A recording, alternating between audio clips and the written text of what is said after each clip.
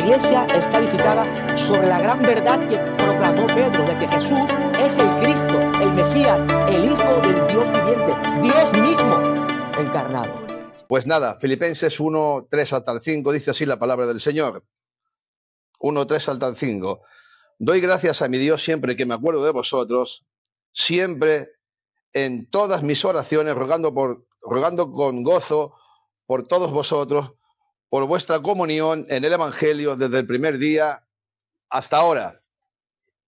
Estas simples y profundas palabras. En estos versículos, Pablo enseña que la gratitud, la oración gozosa y la comunión en el Evangelio son señales visibles, atención, son señales visibles de una iglesia sostenida por la gracia de Dios. Repito, la gratitud, la oración gozosa y la comunión en el Evangelio son señales visibles de una iglesia sostenida por la gracia. Tres aspectos vamos a tocar en esta mañana. La gratitud de Pablo por los creyentes de Filipos.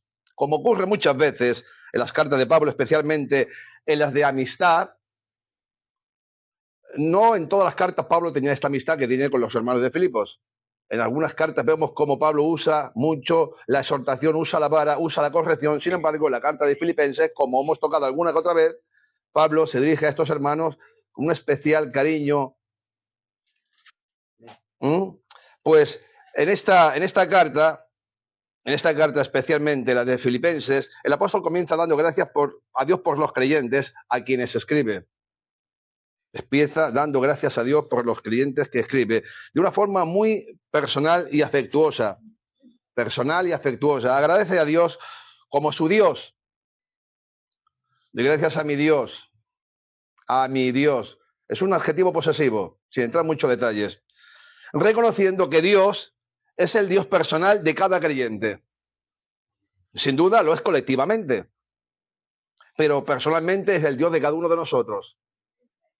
Como iglesia, es el Dios de la iglesia, pero personalmente, cuando acabe el culto, cuando acabe la reunión, yo miré a mi casa, usted se irá a su casa y Dios estará con usted. Es el Dios del organismo llamado iglesia, de su cuerpo, pero personalmente es Dios de cada uno de nosotros. Amén. Pablo habla literalmente de todo el recuerdo de vosotros cuando os acordaba. Cada vez que me acuerdo de vosotros orando, y esta expresión podía entenderse como un genitivo objetivo, pero hay que notar que el apóstol da gracias a Dios no por lo que le envían. Entremos con ese detalle más adelante. No da gracias por lo que le envían, las ofrendas y el cariño que le muestran, etcétera, etcétera, sino más bien la participación de ellos en el Evangelio. Como se indica en el contexto inmediato, por vuestra comunión, el Evangelio del primer día hasta ahora.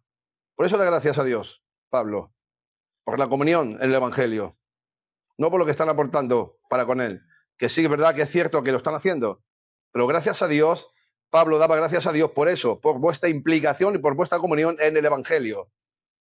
Es importante notar que aquí lo que tiene categoría, lo que más desprende y lo que más honor merece es que el Evangelio nos ha llegado. Amén. Pablo da gracias a Dios, su corazón está lleno de gratitud por la iglesia manifestada en la realidad de la iglesia de Filipos. En todas sus oraciones estaban presentes los filipenses, en todas las oraciones. Cada vez que me acuerdo de vosotros, doy gracias a Dios, orando. Daba gracias a Dios.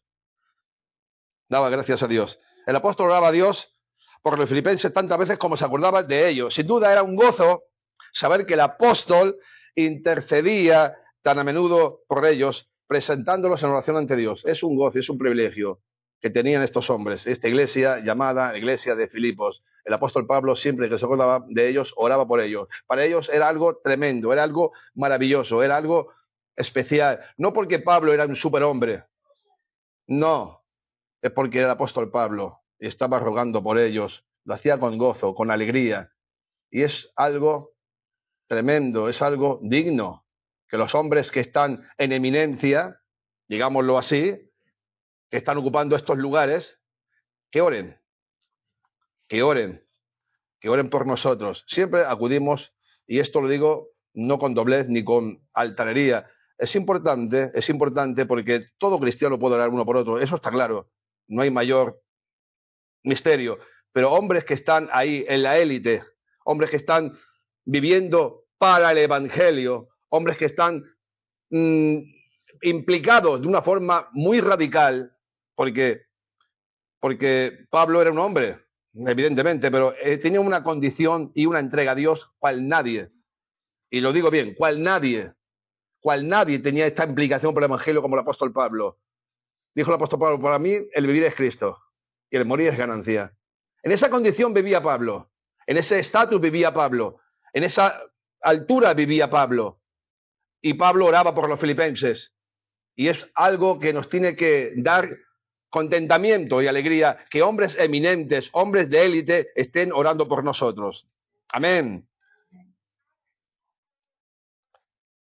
La oración constante y gozosa por todos los creyentes, siempre en todas mis oraciones, rogando con gozo por todos vosotros, por todos vosotros, sin excepción. ¿Cuántos vemos aquí? Así a grosso modo, 18, 25. Pablo no excluye a nadie. Yo creo que los tenía uno por uno. Uno por uno. El buen pastor cuenta las ovejas y sabe las ovejas, le pone nombre. Es algo innato. El pastor que es pastor conoce el nombre de sus ovejas y las llama por su nombre. Y Pablo está orando por todos ellos, por todos, sin excepción. Y es una alegría, y es un gozo el saber que hay alguien que está acordándose de nosotros. En este caso, no quiero lanzar muchas flechas, pero aunque yo me olvide de ti, Luis se olvide de ti, hay alguien que no se olvida de ti. Hay alguien que te tiene en la palma de su mano. Hay alguien que te conoce mejor que nadie. Conoce tus interiores, conoce tus exteriores, conoce tus debilidades, conoce tus formas, conoce tus entradas, conoce tus salidas. Te conoce por el nombre. Ese es Jesús. Ese es Jesús. Para bien o para mal. Él te conoce. Él nos conoce. Y Pablo rogaba por todos ellos. Por todos ellos. Siempre, dice, siempre en todas mis oraciones, siempre. ¿Sabe que siempre es un adverbio? Siempre es lo contrario a nunca. Nunca. El adverbio siempre es un adverbio, es siempre. Siempre. En todas mis oraciones, rogando con gozo por todos vosotros. Y esto es un adverbio. Siempre está unido a pidiendo. Siempre estoy pidiendo. Siempre. No se cansaba Pablo de pedir por los filipenses. Constante. Y con gozo. Constante, siempre y con gozo. Dando gracias a Dios. Hermanos de élite, hermanos sin defectos, hermanos sin fallos. No. No.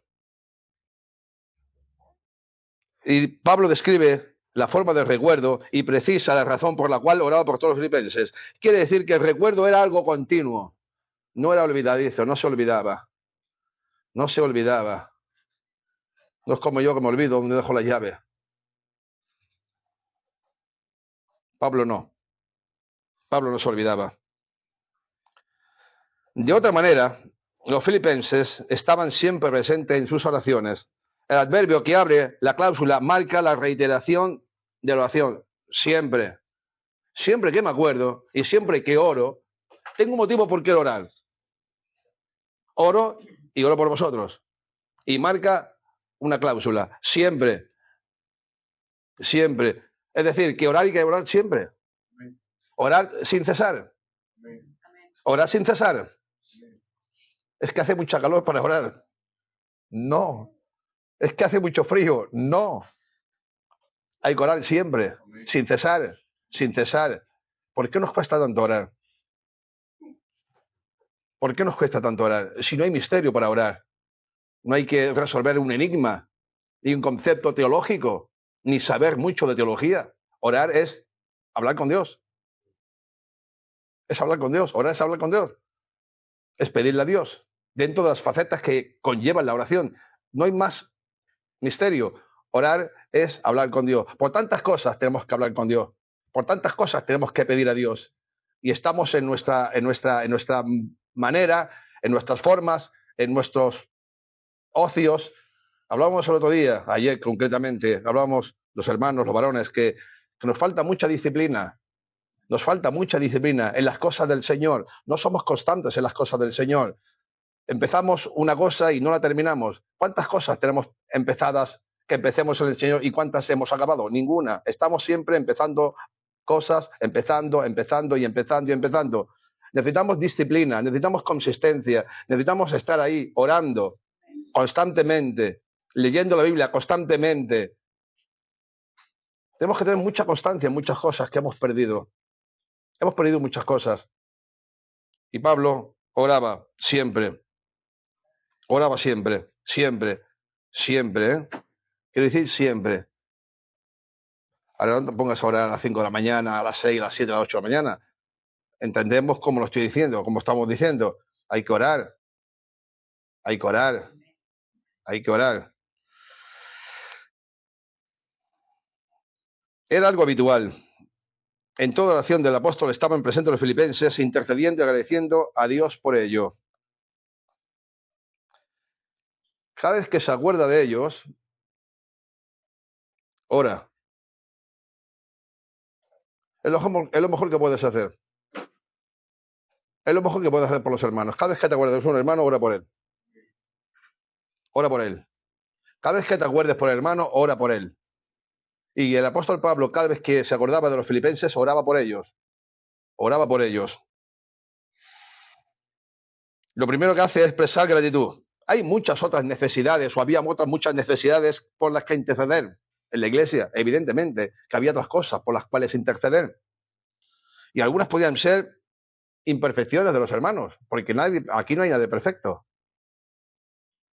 Podía orar el apóstol Pablo por las imperfecciones de los cristianos, que son propias de los cristianos. Vamos a leer un pasaje, 1:9 de Filipenses, como estamos leyendo. Podía orar por esto. Y esto pido en oración, que vuestro amor abunde aún más y más en todo, en ciencia y en todo conocimiento. 2:2. Completad mi gozo, sintiendo lo mismo, teniendo el mismo amor, unánimes, sintiendo una misma cosa. El versículo 4 del capítulo 2. No mirando cada uno por lo suyo propio, sino cada cual también por lo de los otros. Versículo 14 y 15 del capítulo 2. Versículo 14 y 15 del capítulo 2. Haced todo sin murmuraciones y contiendas. Versículo 15. Para que seáis irreprensibles y sencillos, hijos de Dios sin mancha, en medio de una generación maligna y perversa, en medio de la cual resplandecéis como luminares en el mundo. Capítulo 4, versículo 2. Ruego a Evodia y a Síntique que sean de un mismo pensar en el Señor. Ruego a Evodia y a Síntique que sean de un mismo pensar y sentir en el Señor. Se podía orar por esto. Por las imperfecciones que tienen los cristianos de Filipos. Se podía estar orando por esto. Sin embargo, también se podía orar por los peligros que podían acometer contra la iglesia. Dice Filipenses 3:2. Guardad de los perros, guardad de los malos obreros, guardad de los mutiladores del cuerpo. Versículo 18. 3:2, versículo 18 de este mismo capítulo. Porque por ahí andan muchos de los cuales os dije muchas veces, y aún ahora os digo llorando, que son enemigos de la cruz de Cristo. Versículo 19 del capítulo 3. El fin de los cuales será perdición, cuyo Dios es el vientre y cuya gloria es su vergüenza, que solo piensan en lo terrenal. Motivos tenía Pablo por orar por todas estas cosas que estaban pasando entre los cristianos filipenses. Podía orar por peligros de fuera y peligros de dentro, y situaciones que a veces eran incómodas entre ellos. Sin embargo, prevalecía el apóstol Pablo, en su corazón prevalecía la gratitud. Siempre que oraba por ellos, oraba gozoso. Es importante lo que estamos diciendo. La forma de oración, ¿cómo oraba Pablo? ¿Cuál era la forma de oración? Era un ruego gozoso. No era un ruego de llanto, de lamentación, de tristeza. Era un ruego con gozo. Rogando por todos vosotros con gozo. Con gozo. El sustantivo rogando significa tanto oración, petición y ruego como carencia. Palabra usada en el Nuevo Testamento para expresar la situación del hombre ante Dios. ¿Sí? En este caso, el apóstol presenta la súplica delante de Dios. No importaba dónde se encontraba el apóstol, bien de viaje, o estableciendo y consolidando una iglesia, o como ahora, cuando estaba Pablo orando por los filipenses, estaba preso. Estaba preso. La situación suya no era cómoda, pero está rogando con gozo. Preso y rogando con gozo. Y es algo que él dedica siempre, orar por los creyentes. La petición era presentada con gozo. Esta es la nota dominante de la epístola. ¿Os acordáis cuando empecemos la introducción? Que le apodemos, o se le está apodando a esta epístola, la epístola del gozo, por la situación, por la idiosincrasia que tiene este contexto de este pasaje, o en este capítulo, o en este libro, por la situación. Dice Filipenses 1:18, que pues, 1:18, que no obstante, de todas maneras, o por pretexto, o por verdad, Cristo es anunciado, y en esto me gozo y me gozaré aún. Estaba Pablo preso y estaban haciendo de él escarnio. Haciendo de él escarnio. Unos predicaban por envidia, otros por dinero, otros por ganancias. Y él dice, de todas maneras, Cristo es predicado, me gozo con eso. Me gozo. Por pretexto, por ganancia, por lo que sea, Cristo es predicado, me gozaré con eso. Dice el versículo 25, y confiado en esto, sé que quedaré y que aún permaneceré con todos vosotros para vuestro provecho y gozo de la fe. No sé, estoy en estrecho, no sé lo que hacer. Estar con Cristo, lo cual es mucho mejor, o quedarme por vosotros por la obra. Y sabiendo esto, me quedaré. Me quedaré con vosotros para provecho y gozo de la fe. En ese contexto está hablando el apóstol Pablo. Dice Filipenses 2:2, completad mi gozo, completad mi gozo. Participad conmigo, sintiendo lo mismo, teniendo el mismo amor, unánimes, sintiendo una misma cosa. Versículo 18 del capítulo 2. Y asimismo, gozaos y regocijaos también vosotros conmigo. Versículos 28 y 29 del capítulo 2. Versículo 28 y 29 del capítulo 2. Así que le envío con mayor solicitud para que al verle de nuevo os gocéis y yo esté con menos tristeza. Entraremos en el detalle.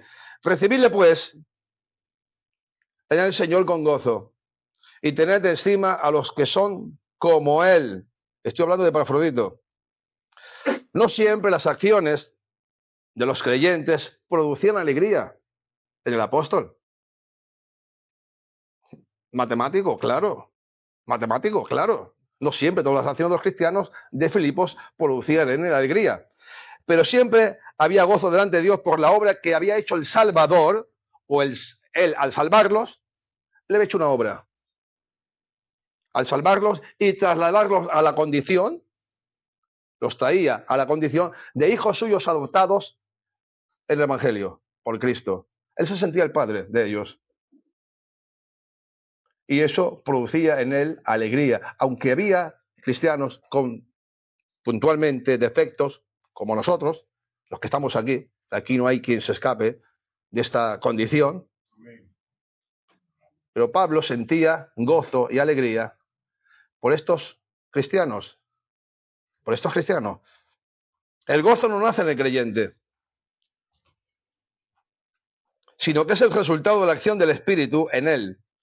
El gozo puro es el gozo en Dios, como fuente y objeto del mismo. No nace en nosotros el gozo. No nace. Es un fruto del Espíritu. Es un fruto del Espíritu. No, en nosotros no hay gozo. En nosotros hay tristeza, melancolía, amargura y todas estas cosas que conllevan las obras de la carne. Pero el tener gozo es un fruto del Espíritu. Por eso los que están llenos de este fruto, llenos del Espíritu Santo, hay gozo. Dios es el Dios del gozo. Salmo 104:31. Sea la gloria de Jehová para siempre. Alégrese Jehová en sus obras. Él es el Dios del gozo.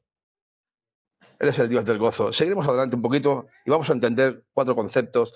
En el Nuevo Testamento, el sustantivo, o se utiliza el sustantivo gozo, el sustantivo de gozo, para referirse a la alegría íntima de corazón. Alegría íntima de corazón. El gozo del cristiano es el gozo de Cristo aplicado a su vida por el Espíritu Santo. ¿Sí? Esto es algo que el mundo es incapaz de dar. El gozo que estamos hablando, el mundo es incapaz de dar. El gozo producido por el Espíritu Santo en nosotros es algo que el mundo no puede dar, no lo tiene. Es el gozo del Espíritu Santo, es algo que es único y exclusivo de Dios. El gozo, estamos hablando de gozo. Pablo rogaba a Dios con gozo. Está en una situación incómoda, en una situación lamentable, en una situación triste, caótica, ponle el adjetivo que quieras. Ahí estaba el apóstol Pablo. Sin embargo, oraba con gozo. ¿Por qué puedes orar Pablo con gozo? Porque está lleno, está rebosando, está rebosando. Por eso, disculparme, voy a aplicar 2 palabras. Por eso habemos algunos que tenemos un poquito de amargura. No digo la cantidad de amargura que tenemos. Nos falta llenura del gozo de Dios. No estoy hablando de un líquido, ¿eh? No que somos vasijas, que tenemos que llenar del gozo. No estoy hablando de eso. Estoy hablando acerca de la llenura del Espíritu conforme a poner su palabra en obra y práctica. Y esto produce gozo en nosotros. Produce gozo en nosotros. Cuando ponemos la palabra en obra y en práctica, produce gozo. Es algo maravilloso, algo tremendo. ¿Cómo un hombre puede cantar? ¿Cómo un hombre puede alabar? ¿Cómo un hombre puede elevarse por encima de circunstancias caóticas y malas, estando con cepos, con grillos, con la espalda reventada a palos? ¿Cómo puede un hombre cantar ante semejante situación? ¿Cómo? Explícamelo humanamente, porque yo no lo entiendo. Yo no entiendo esto. Esto excede a todo conocimiento. Y es que estaba lleno de gozo. Seguiremos que estaba preso en este caso también estuvo preso el apóstol Pablo en Filipos, no solamente en Roma, estuvo preso en Filipos también.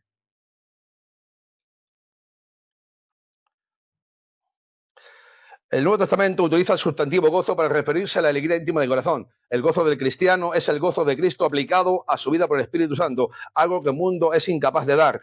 Juan 14:27, la paz os doy, mi paz os dejo. Yo no la doy como el mundo la da. No se turbe vuestro corazón ni tenga miedo. Gozo de corazón. Gozo de corazón. Eso es algo que solamente lo puede llenar y hacer el Espíritu Santo. 16:33. En el mundo tendréis aflicción, pero confía, yo he vencido al mundo. El mundo puede dar paz.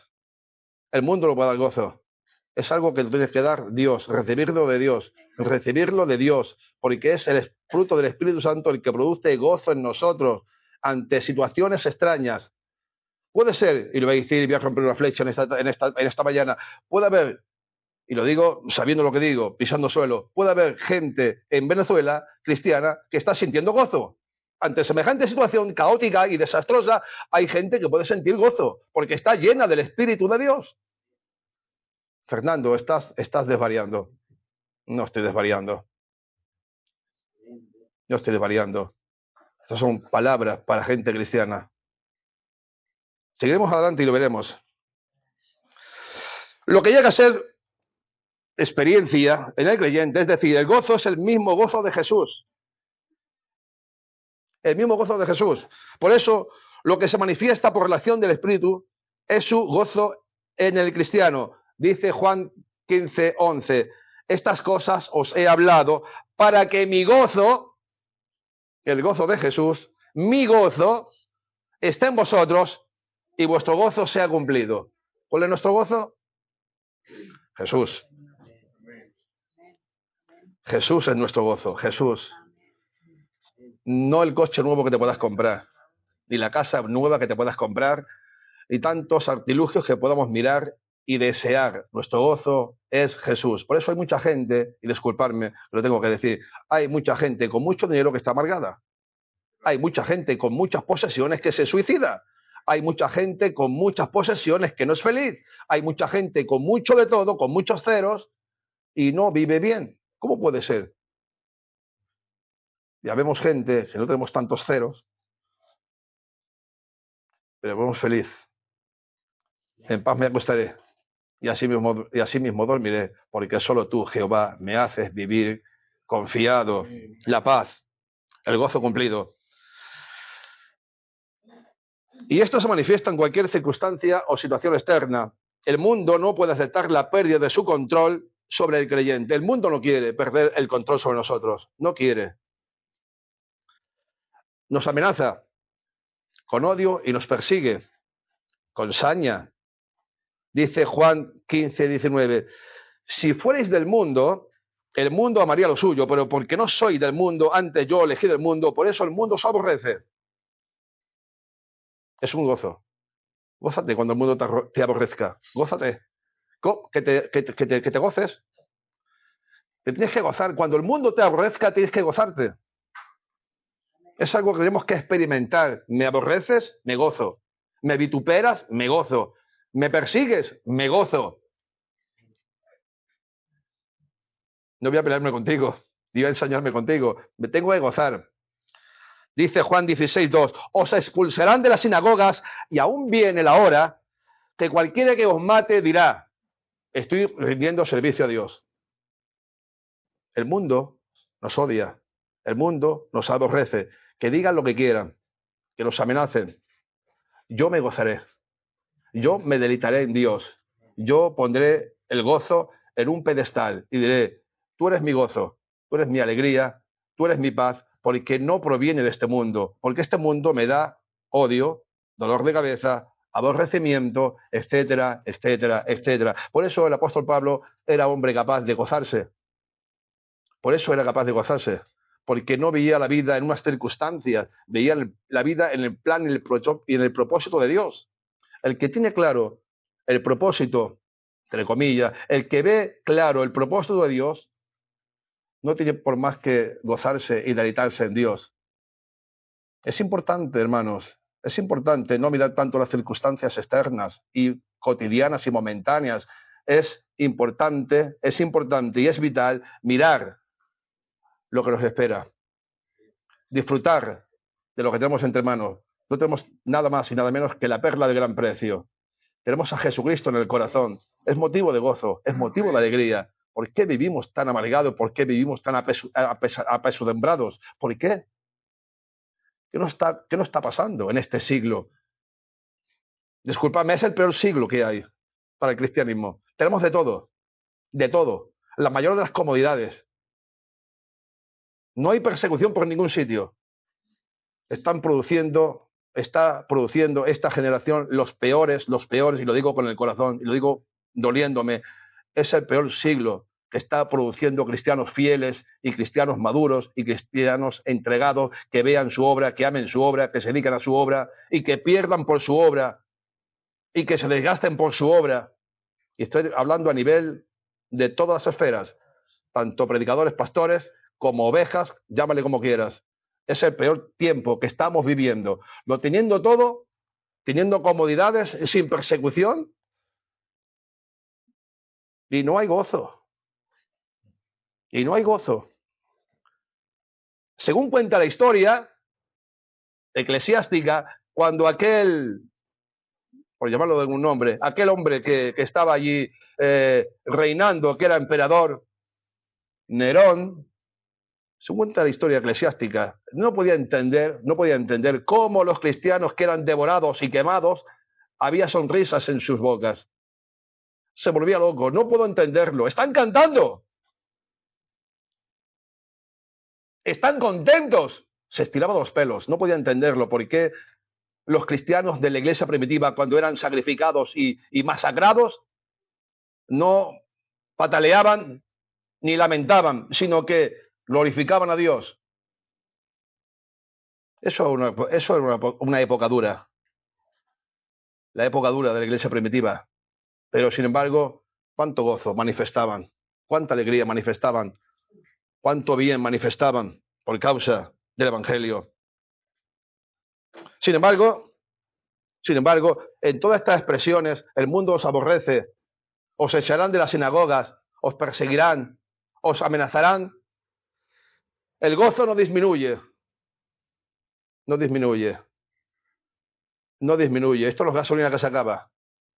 Y en el depósito se acaba. Tienes que volver a echar. No, no, no. El gozo no disminuye.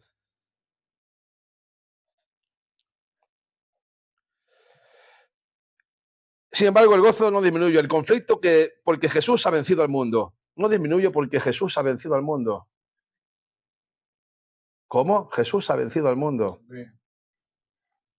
Estas cosas, Juan 1.14, 1 de Juan 1.14 dice, estas cosas escribimos para que vuestro gozo sea cumplido. ¿El qué? Que Cristo ha vencido al mundo. Estamos en el mundo, pero no somos del mundo, dice la Biblia.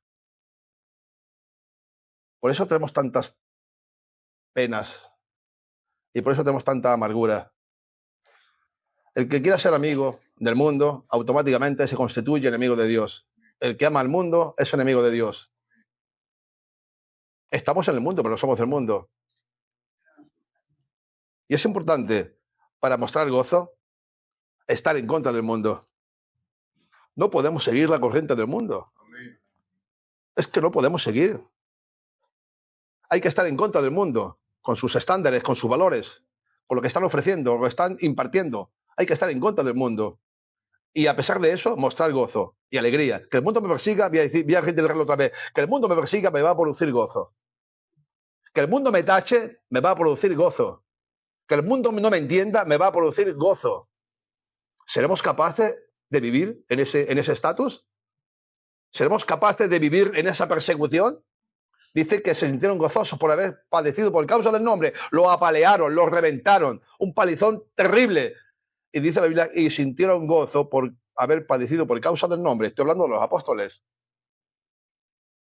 ¿Seremos capaces de sufrir gozo por eso?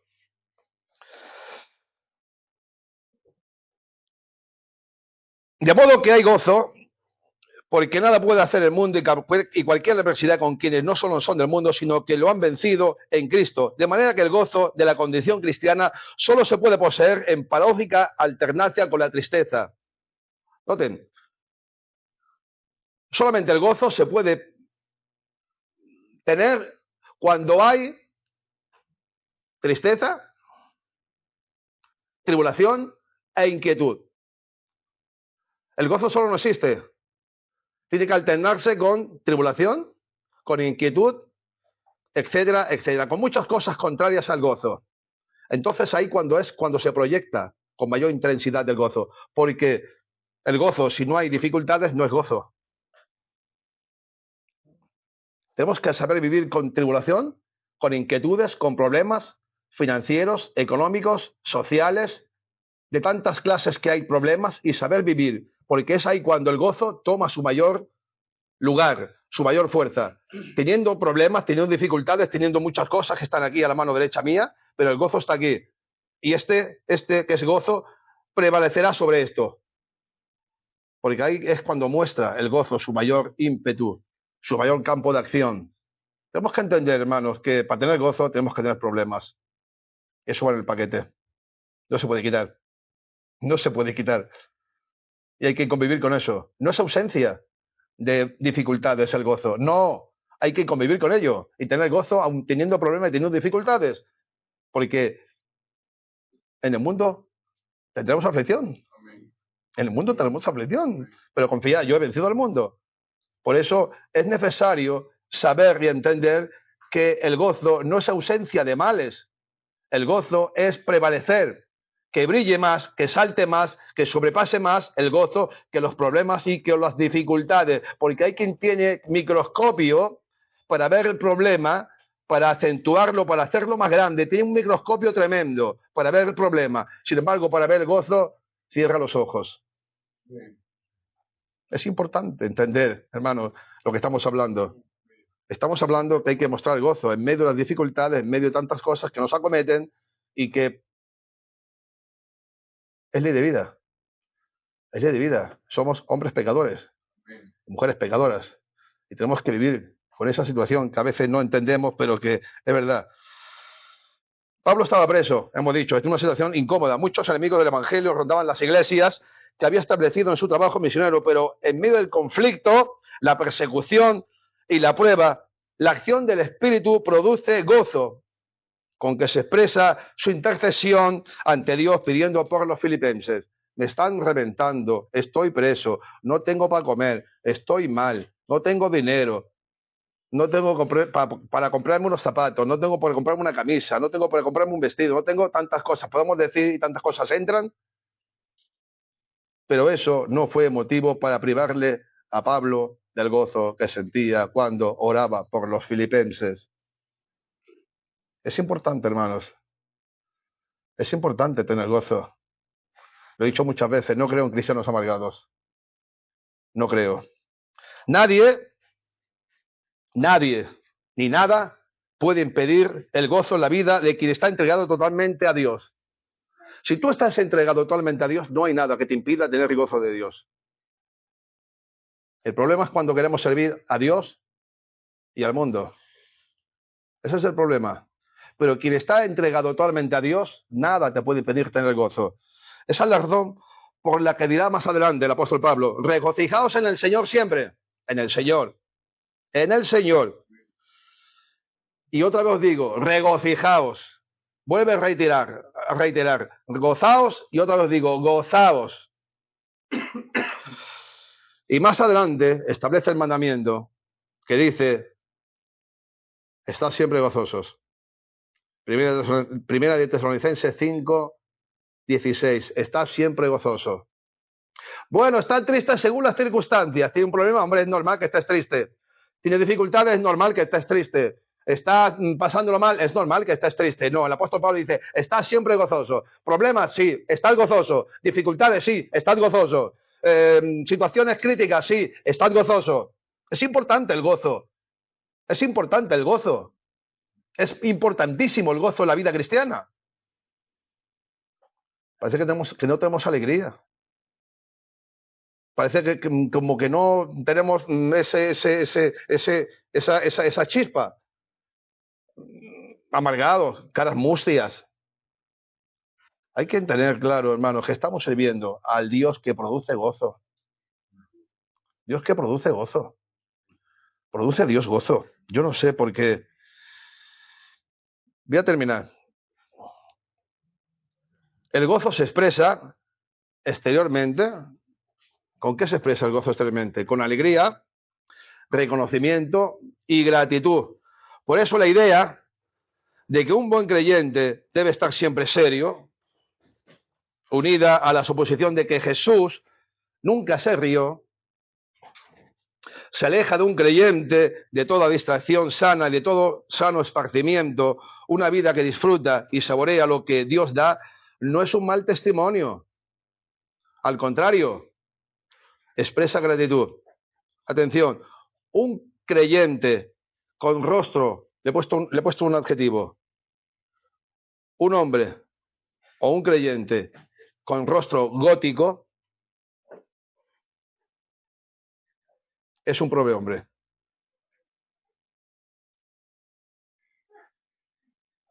¿Entendéis?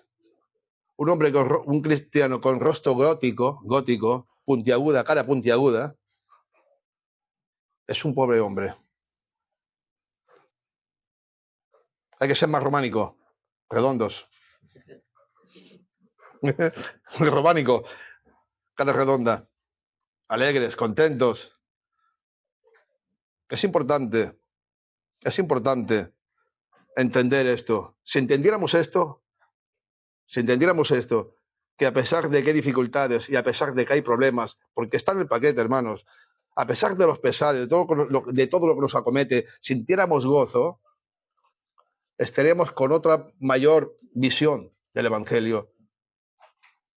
La gente diría, ¿cómo puede ser que tengas lo que tengas, te esté pasando lo que esté pasando y estés contento y tengas gozo? Eso vuelve a la gente, la vuelve loca. No entiende el por qué. Porque es así. Cuando tengamos problemas, muestra gozo. Muestra gozo. Alégrate. Muestra gozo. No estoy diciendo una tontería, ¿eh? Hay algún pasaje que corrobora el que esté contento, que cante alabanza, el que esté triste, la oración. No voy a Santiago. Estoy hablando acerca de que cuando tengas problemas, muestra gozo, porque está lleno del Espíritu. Y uno de los frutos, como estamos comentando, uno de los frutos del Espíritu Santo es gozo. ¿Y cómo se manifiesta el gozo? ¿Cuando tengas problemas? No. El gozo se manifiesta cuando tienes problemas. El gozo se manifiesta cuando tengas dificultades. El gozo se manifiesta cuando no te entienda nadie. El gozo se manifiesta cuando se metan contigo, cuando te persigan, cuando te amenacen. Ahí hay que mostrar gozo. En esa situación hay que mostrar gozo. ¿Seremos capaces? ¿Tendremos reaño espiritualmente hablando para mostrar gozo en ese sentido? Que Dios me ayude a mí el primero. Tercero, la comunión perseverante del Evangelio. Dice el versículo 5, por vuestra comunión el Evangelio del primer día hasta ahora. Versículo 5, por vuestra comunión el Evangelio desde el primer día hasta ahora. La oración gozosa de Pablo tenía relación con la comunión de los filipenses en el Evangelio. En el Evangelio, esa es la comunión, en el Evangelio. No era una reunión social, era una comunión en el Evangelio. La construcción o la reconstrucción de la oración da a entender dirección hacia, y esto es en relación. La comunión era en relación con el Evangelio. Era la dirección, era donde marcaba. La comunión marcaba hacia la comunión en el Evangelio. Eso es lo que marcaba la dirección.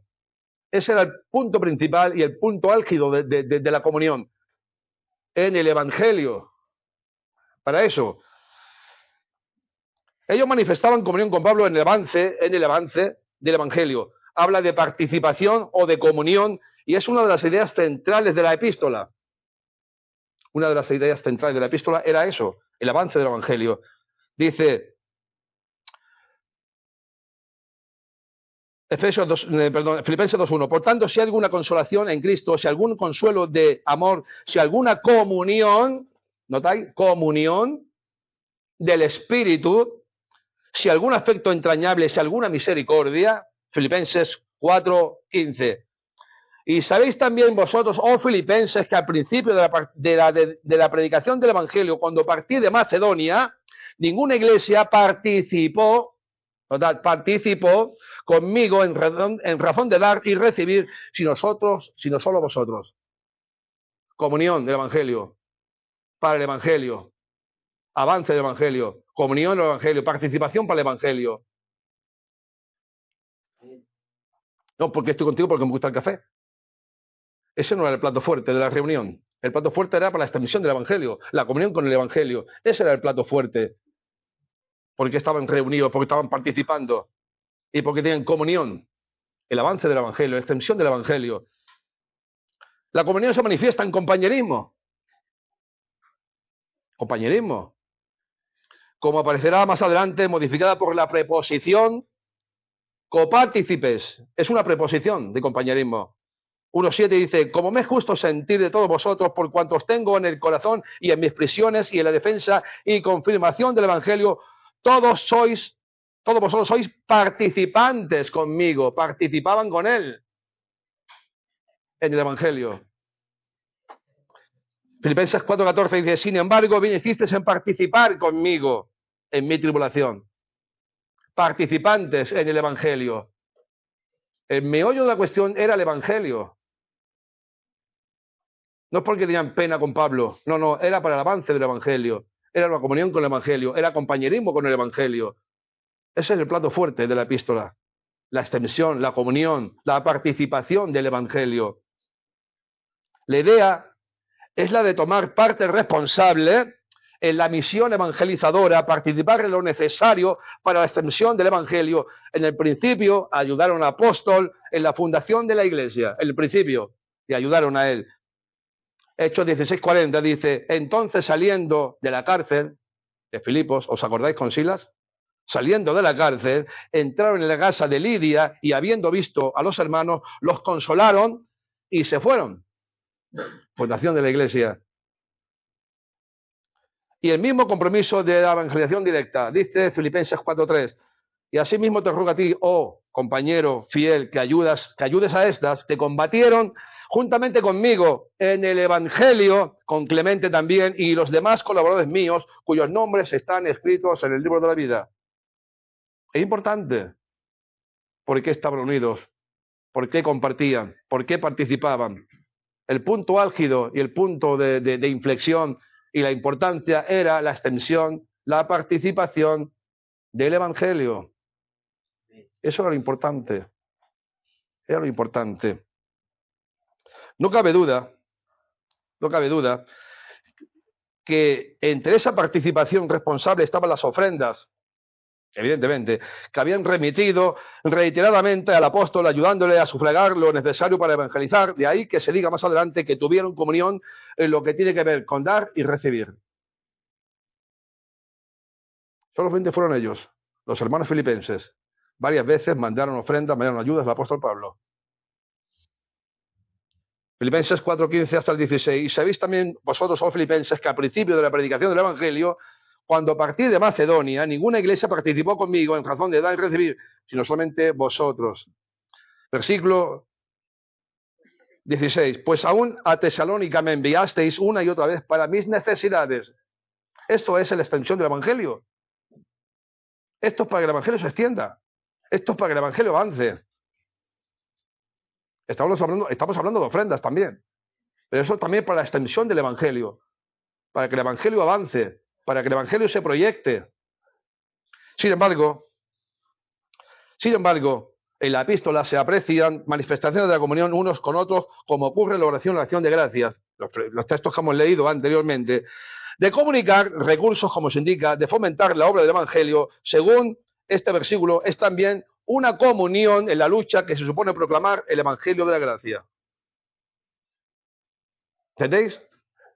Este versículo es también una comunión en la lucha que supone proclamar el Evangelio de la gracia. Hay luchas, tenemos luchas. Porque esto es una constante lucha por extender el Evangelio. Es una constante lucha. ¿Qué estamos haciendo para extender el Evangelio? ¿Qué estamos haciendo? ¿De qué disponemos? ¿Mi persona? ¿Mi bolsillo? ¿Mi casa? ¿Mi coche? Todo cuanto tengo tiene que estar disponible para la extensión del Evangelio. Todo cuanto tengo. Todo cuanto me implica mi persona tiene que estar disponible. Y esas luchas las tengo yo.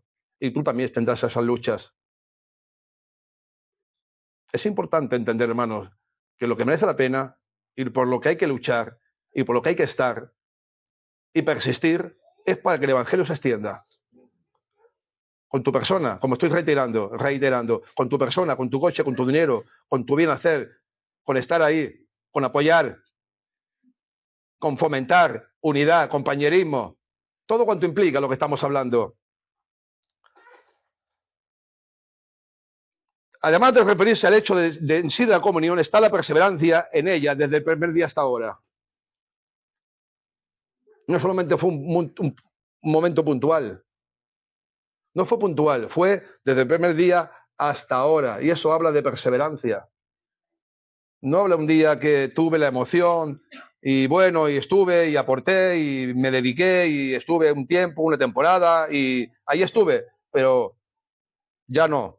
Pues Pablo habla desde el primer día hasta ahora, hablando de perseverancia. Tenemos que ser constantes en muchas cosas. ¿A que sí? Tenemos que ser más constantes en muchas cosas, en muchas más cosas, sobre todo en la extensión del Evangelio, sobre todo en proclamar el Evangelio, predicar el Evangelio a los perdidos, a la gente que está condenada, a la gente que está perdida, a la gente que vive de espaldas a Dios, a la gente que no quiere saber nada de Dios. Hay que ir a proclamar el Evangelio, hay que ir a predicar el Evangelio, hay que extender el reino de Dios. Hay que tener esa perseverancia, un día, un año, otro año, un lustro, 10 años, una década, yo qué sé cuánto tiempo hay que ponerle. Pero hay que estar siempre, siempre, siempre. Desde el primer día hasta ahora, Pablo nos recuerda los actos repetidos desde el primer día hasta ahora que tuvieron su compromiso con el Evangelio desde el día primero hasta el día último que estamos hablando. Vuestro compromiso es total. ¿Tendremos compromiso con el Señor? ¿O nos emocionamos? Hoy estoy incisivo, no sé por qué. ¿Tendremos compromiso con el Señor para extender el reino, para extender el Evangelio? ¿Seremos capaces de colaborar, contribuir, estar? El reciente viaje de Epafrodito con los ríos que conllevó y la situación física que tuvo que atravesar pone de manifiesto la realidad de comunión desde el primer día hasta ahora. Epafrodito, entrando, saliendo, llevando, para la extensión del Evangelio. Era un hermano entre ellos, Epafrodito. Epafrodito era un cristiano, un ministerio de la iglesia de Filipos. Iba y venía al apóstol Pablo, reiteradamente.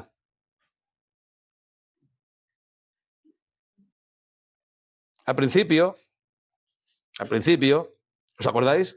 Al principio de todo, entró en la casa de los creyentes, acordaros, en la casa de Lidia, estuvo el apóstol Pablo. ¿Os acordáis cuando estuvo predicando en el río?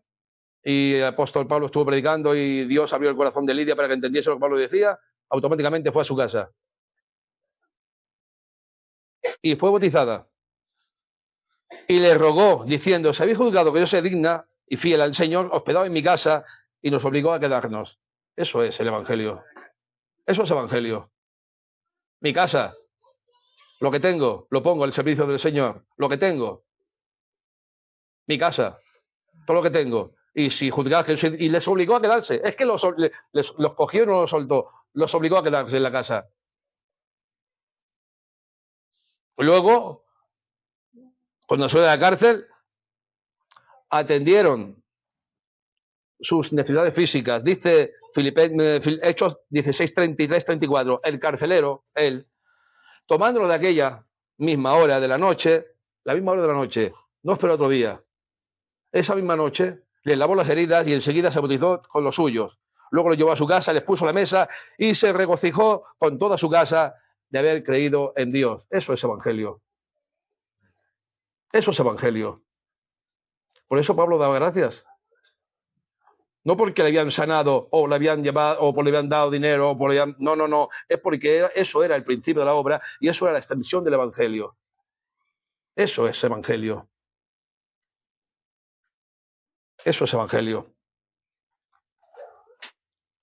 En la prisión, estaba preso, enviaron a Epafrodito, uno de los suyos, con una ofrenda y su propia persona para comunión y servicio. No cabe duda que entre Pablo y la iglesia de Filipos había una entrañable vinculación. Oraba Pablo por los filipenses, oraba, se gozaba y daba gracias a Dios por ello, por su perseverancia en la atención, en la proclamación y en la extensión del Evangelio. Es importante, hermanos, y sentir gozo en todo cuanto estamos haciendo, en la proclama del Evangelio, en la extensión del Evangelio, que se metan con nosotros, que nos tilden, que nos tachen, seguir orando, seguir perseverando, siguiendo, gozándonos en el Señor, porque tenemos el fruto del Espíritu Santo, ni más ni menos. Por lo tanto, resta decir en esta mañana, gózate, gózate, gózate, vive feliz, vive tranquilo, vive en armonía, porque tienes el gozo del Espíritu Santo. Que Dios nos ayude a esta mañana a tener esto pendiente y claro hasta que el Señor venga. Vivir con gozo absoluto en nuestro corazón. Inclinamos las cabezas, damos gracias a Dios en esta mañana.